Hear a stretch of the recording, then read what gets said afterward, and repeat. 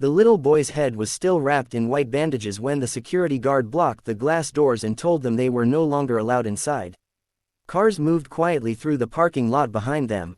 Office workers glanced over for only a second before looking away again, pretending not to notice the woman standing there with trembling hands and a child clutching her fingers like he was afraid the world might disappear if he let go. The afternoon sun reflected against the building's tall windows, making everything feel cold and distant. In one hand, she held her son's backpack. In the other, a cardboard box filled with the few things left from her desk, a cracked coffee mug, family photos, and a blue sweater she kept in the office because the air conditioning was always too strong. Her chest tightened as the security badge hanging from her neck was cut away with a pair of scissors. Just hours earlier, she still had a job. And now, standing outside that building with nowhere else to go, she realized her son had seen everything. If you believe every story hides a lesson somewhere inside it, take a moment to like, comment, share, and subscribe to Kindness Stories. You never know which story might stay with someone forever. The boy's name was Ethan. He was only 7 years old, but his eyes carried the quiet exhaustion of someone much older. 3 nights earlier, he had fallen from his bicycle while racing down a cracked sidewalk outside their apartment complex. The accident wasn't fatal, it wasn't even dramatic, but the hospital bills still came, and the doctor insisted he shouldn't be left alone for at least a few days because of the concussion symptoms. His mother, Claire, had spent the entire weekend sitting beside his bed listening to him breathe, terrified that if she closed her eyes something terrible would happen. She had already used every sick day she had left that year. There was no family nearby. No babysitter willing to take care of an injured child on short notice. No money for emergency childcare. Her ex-husband had disappeared 2 years earlier after promising he would figure himself out. The only thing he ever figured out was how to stop answering calls.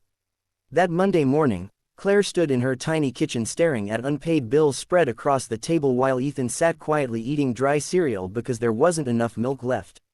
Rain tapped softly against the apartment windows. The power company had already sent a warning notice. Rent was due in 6 days. She knew bringing him to work violated company policy, but losing that paycheck would destroy them. So she brushed Ethan's hair carefully away from the bandages on his forehead, dressed him in his favorite blue hoodie, and whispered promises she wasn't even sure she believed herself. She told him everything would be okay. She told him they just had to survive one day. At first, things seemed manageable. Claire worked as a receptionist inside a sleek corporate office downtown, the kind of building where people walked fast and smiled without warmth. She sat Ethan quietly beside her desk with crayons, snacks, and an old tablet loaded with cartoons. He barely made a sound all morning. Some employees smiled sympathetically as they passed. Others avoided eye contact entirely. Then came the regional director. He arrived unexpectedly just before noon, his expensive shoes echoing sharply across the marble floors. Claire saw the irritation on his face immediately. His gaze moved from her desk to the child sitting beside it. The silence that followed felt unbearable. Within minutes, she was called into a conference room. The director spoke with the emotionless tone of someone discussing numbers instead of lives.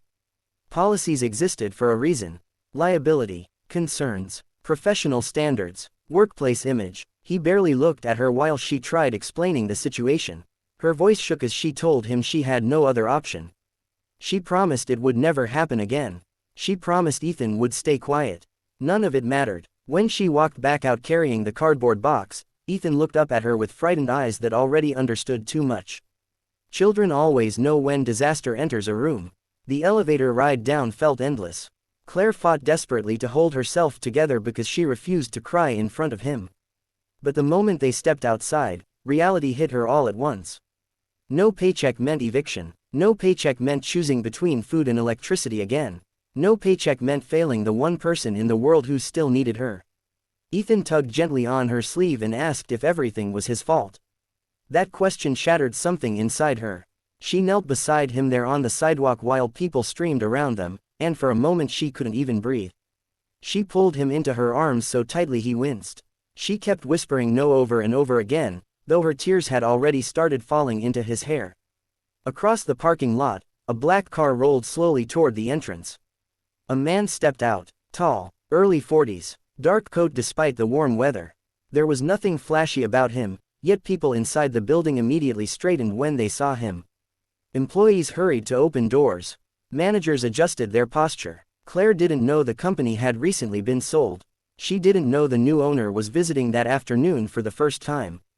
And she certainly didn't know he had spent most of his childhood watching his own mother get humiliated in places exactly like this. The man paused near the entrance when he noticed Claire crying beside the little boy with bandages around his head. Something about the scene stopped him cold. Maybe it was the exhaustion on her face. Maybe it was the way the child kept trying to comfort his mother even though he was the injured one. Or maybe it was because, for one painful second, he wasn't seeing strangers anymore. He was seeing himself. 30 years earlier, a frightened kid sitting quietly in the back of a laundromat while his mother worked double shifts because she couldn't afford childcare. He remembered hiding beneath tables during night cleaning jobs while she prayed managers wouldn't notice him. He remembered overhearing people call her irresponsible. He remembered pretending not to hear when she cried in the bathroom afterward. Some memories never really leave. The new owner asked quietly what had happened. Claire wiped her tears quickly, embarrassed now, and tried to apologize even though she'd done nothing wrong. The words stumbled out of her mouth in broken pieces. Her son got hurt. She had no help. She just needed one day. One single day. The man listened without interrupting. Then his eyes moved toward Ethan. The boy looked nervous, like he expected another adult to tell him he didn't belong somewhere. And that's when the man said the words that changed everything. "I was that kid." The parking lot became strangely silent after that.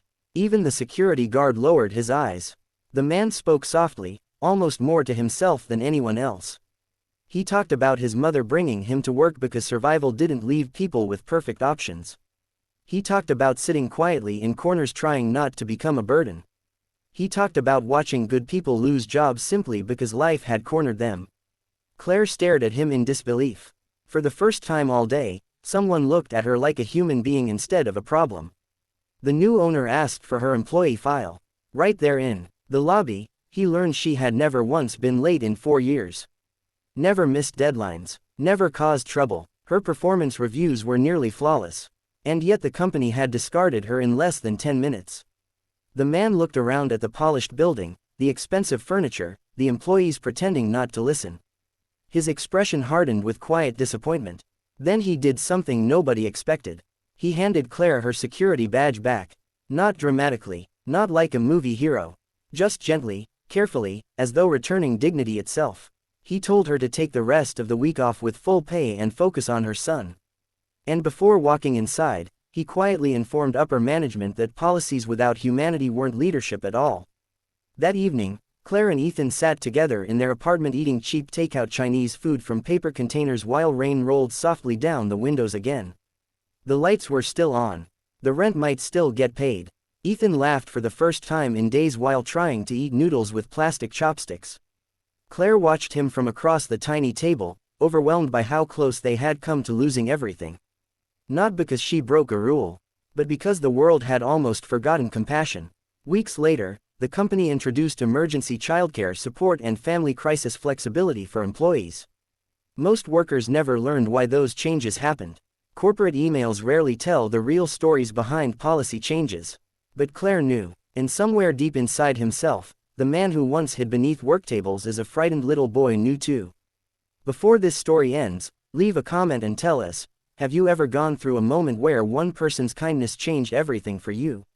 Years later, Ethan would barely remember the office building or the cardboard box or the security guard standing at the doors. Childhood memories blur strangely over time. But he would remember one thing clearly. He would remember standing beside his mother in a parking lot when the world felt cruel and hopeless, and watching a stranger look at them with understanding instead of judgment. And sometimes, that is enough to save someone.